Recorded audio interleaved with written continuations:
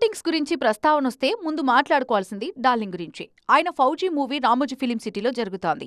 మారుతి డైరెక్షన్లో తెరకెక్కుతున్న రాజాసాబ్కి అజీజ్ నగర్లో తుది మెరుగులు దిద్దుతున్నారు. మహేష్ బాబు హీరోగా రాజమౌళి దర్శకత్వంలో రూపొందుతున్న సినిమా షూటింగ్ రామోజీ ఫిలిం సిటీలో జరుగుతుంది.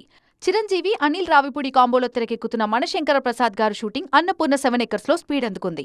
అల్లు అర్జున్ హీరోగా అట్లీ దర్శకత్వం వహిస్తున్న మూవీని ముంబైలో చిత్రీకరిస్తున్నారు. నందమూరి బాలకృష్ణ హీరోగా బోయపాటి శ్రీను దర్శకత్వంలో రానున్న అఖండ 2 సినిమాకి గ్వాలియర్లో తుది మెరుగులు దిద్దుతున్నారు.